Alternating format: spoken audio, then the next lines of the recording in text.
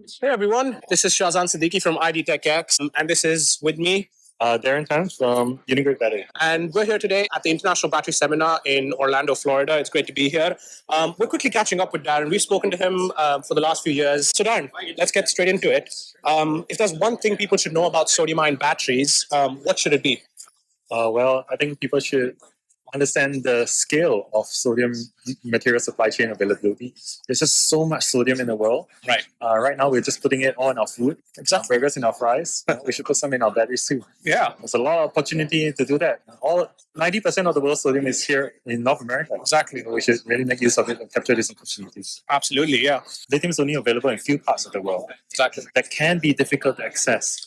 But sodium is so abundant that virtually every country can onshore its entire sodium battery material supply chain domestically if Wow. they choose to. Okay. And sodium is available in the oceans too. We haven't even considered that yet. Right. So that's an opportunity where it can really alleviate a lot of the supply chain concerns. Right.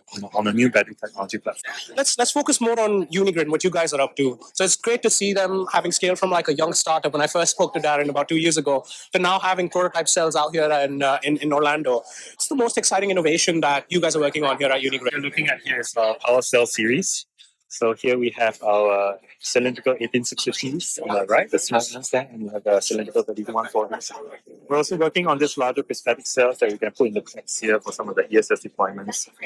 The key value proposition that we've invented or developed here is the ability to overcome thermal runaway, and means that our batteries cannot undergo thermal runaway, even up to 400, 500 degrees Celsius. Wow.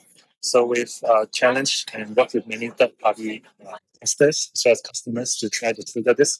We have not yet managed to trigger thermal runaway. Okay. So now we can achieve new applications and potential in places that previously lithium-ion cannot. Mhm. One very interesting application for us is indoor storage. Right.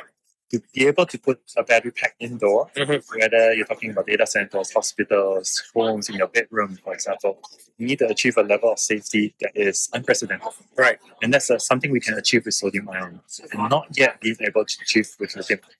Right. Fantastic. So truly, potentially a safer battery that could be brought to commercial use. Question on applications next, Darren. What do you think is the one killer application where SIB has the highest value proposition? Well, definitely stationary storage comes to mind.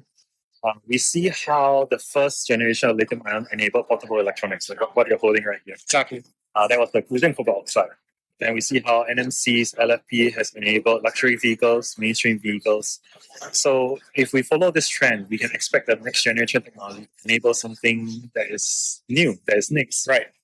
And right now, energy transition is prime for disruption. Sodium ion is likely going to be the way to do it. Yeah. That will still take some time.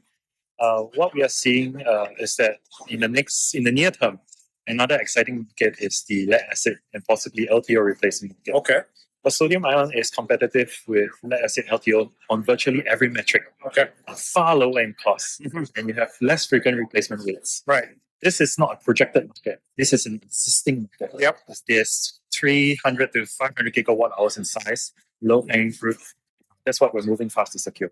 Okay. Nice. So we see there's some really good applications out there where sodium could, disrupt some markets. All right. My final question for you, Darren, then.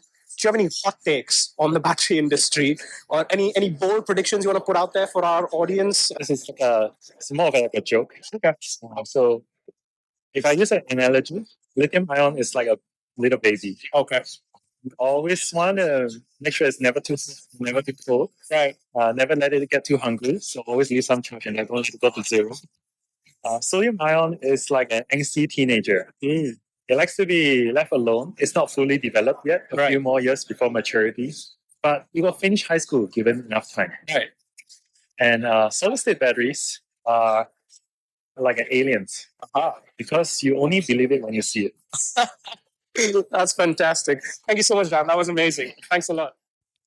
For more information on this exciting market, head over to our website and take a look at our sodium ion report.